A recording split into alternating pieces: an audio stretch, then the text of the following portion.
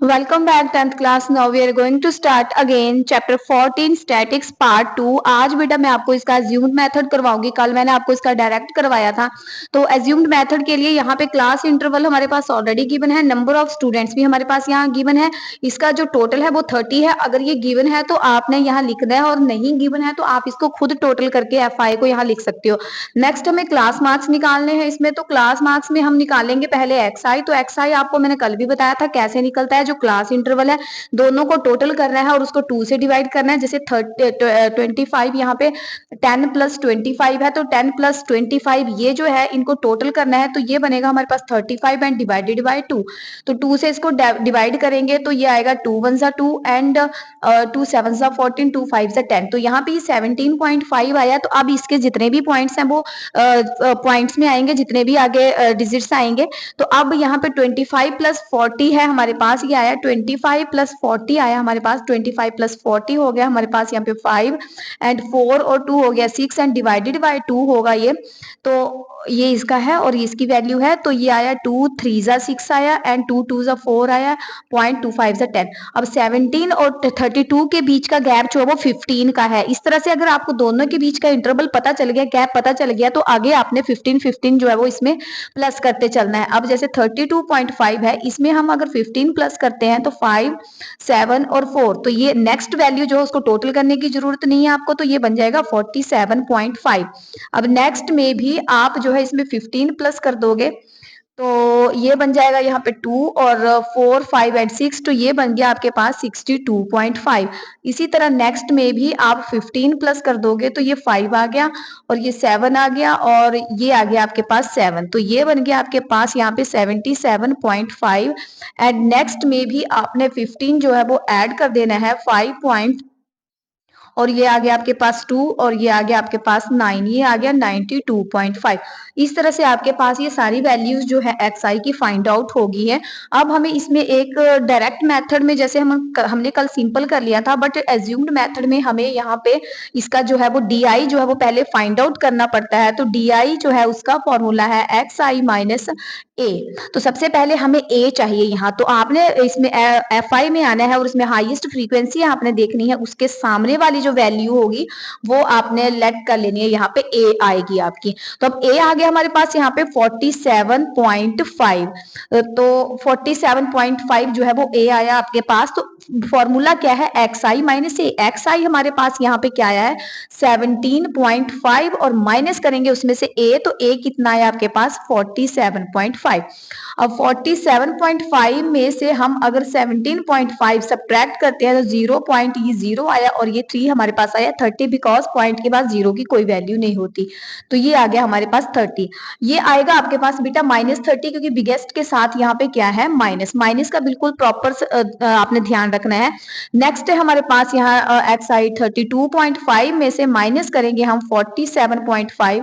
47.5 में से हम सब्ट्रैक्ट करेंगे 32.5 तो ये 0 आया हमारे पास और यहाँ पे आ गया 5 आ गया हमारे पास और यहाँ पे ये 4 में से 3 गया तो यहाँ 1 आ गया. तो ये आया बेटा माइनस का हमारे पास यहाँ 50. नेक्स्ट पॉइंट है 47.5 में से माइनस करेंगे 47.5 तो वैल्यू आएगी 0.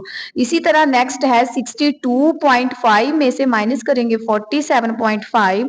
62.5 में से सब्ट्रैक्ट करा 47 पॉइंट हमने 5 यहाँ पे. तो ये आया 0 और यहाँ 7 8 9 10 11 12 यहाँ आया हमारे पास 5 और यहाँ से कैरी ओवर लिया तो यहाँ 1. तो ये आ गया हमारे पास यहाँ पे 15. और नेक्स्ट है हमारे पास यहाँ से 77.5 में से सब्ट्रैक्ट कर रहे हैं 47.5 यानी कि 77.5 में से 47.5 तो 0 0 एंड 3. तो ये वैल्यू आ गई 30. ये प्लस में आ रही है बिकॉज यहाँ बिगेस्ट के साथ प्लस है. 92.5 में से सब्ट्रैक्ट कर रहे हैं 47.5. 92.5 में से सब्ट्रैक्ट कर रहे हैं 47.50 और यहाँ पे भी आ गया हमारे पास 5 और यहाँ रह गया 8 तो यहाँ 4 आ गया. तो ये आ गया हमारे पास यहाँ पे 45. तो इस तरह से हमने इसकी वैल्यूज जो है वो फाइंड आउट कर ली हैं. अब नेक्स्ट हमें क्या चाहिए इसकी वैल्यू फाइंड आउट करने के लिए. नेक्स्ट हमें चाहिए यहाँ पे FI एंड DI. जैसे पिछले में हमने FI और XI करा था, इसमें FI और DI चाहिए हमें. तो FI DI कैसे मिलेगा? FI को और DI जो हमारे पास वैल्यू आई है उनको मल्टीप्लाई करके. 2 को हमने 30 से मल्टीप्लाई करा, माइनस का हमारे पास आया 60। 3 को 15 से करा, 3 5 जा 30, सॉरी 15 3 जा हो गया 45। एंड 7 को 0 से करा तो ये आ गया हमारे पास यहाँ 0। अब 6 को 15 से करा, ये आ गया हमारे पास यहाँ पे 90। एंड इज इक्वल टू आप रहने देना यहाँ पे, ये इसको लाइंस आपके पास तो कॉपी में ऑलरेडी लाइंस होंगी, यहाँ पे लाइंस नहीं है तो इसलिए मुझे ये शो करना पड़ रहा है आपको। और उसके बाद 6 ये हो गया हमारे पास 30, ये हो गया आपके पास 180। और ये 6 45 को हम अब कर लेंगे 6 से, 5 6 या 30 हो गया 24 और 23 हो गया 27। तो ये आपके पास आ गया 270। बेटा आपने ये लाइंस नहीं लगानी है, ये वाली लाइंस मुझे इसलिए शो करनी पड़ रही है बिकॉज यहाँ पे आपको स्ट्रेट पता नहीं चलेगा कि कौन किसकी वैल्यू है। तो आपके पास तो कॉपी लाइंस वाली होगी तो उसमें आप इजीली कर सकते हो। अब एफ आई और डी आई भी आ गया तो आपने देखा यहाँ सब्ट्रैक्ट में आया है और यहाँ ऐड में आया है, तो जो सब्ट्रैक्ट वाले हैं उनको भी ऐड कर लेंगे, बट आंसर जो है वो माइनस में आएगा और इनको भी हम प्लस कर लेंगे। तो ये टोटल बन गया हमारे पास 105 और इसका टोटल जो है हमारे पास बन गया, ये आएगा यहाँ रफ में कर लेते हैं 270 180 एंड 90।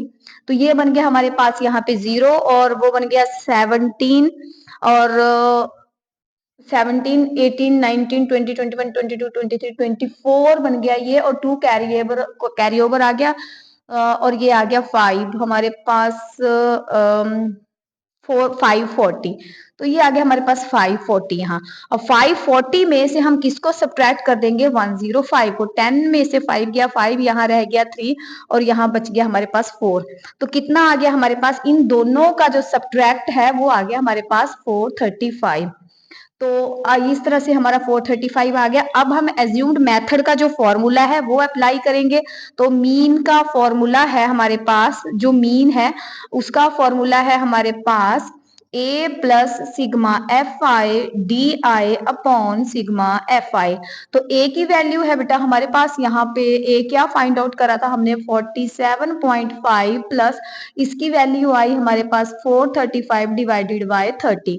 तो 47.5 प्लस, अब 435 को आप 30 से डिवाइड कर दो, डायरेक्ट डिवाइड भी कर सकते हो, शॉर्ट फॉर्म में भी कर सकते हो। 31 आ गया 30 और यहाँ 1 बचा हमारे पास, यहाँ 3 और ऊपर से हमने 5 उतारा। तो अब ये जाएगा हमारा 4 पे, तो 34 हो गया 0, 4 3 12, 4 पे गया, ये आया हमारे पास यहाँ 125 एंड 1 यहाँ हेल्प के लिए 0 और यहाँ पॉइंट। तो अब ये जाएगा हमारे पास 5 पे, तो ये आ गया हमारे पास 150। तो ये आ गया 14 पॉइंट हमारे पास 5। अब 14.5 हमारे पास आंसर आने के बाद ये जो है दोनों इनको ऐड करेंगे तो 47.5 और ऐड कर दिया 14.5, तो ये 10 बन गया और ये बन गया हमारे पास 12 और सॉरी ये बन गया हमारे पास 11। 11 में 1 कैरी ओवर डाला ये 12 बन गया, 4 5 और 1 कैरी ओवर आ गया, तो 0 की कोई वैल्यू नहीं है, तो आंसर आ गया हमारे पास यहाँ पे 62।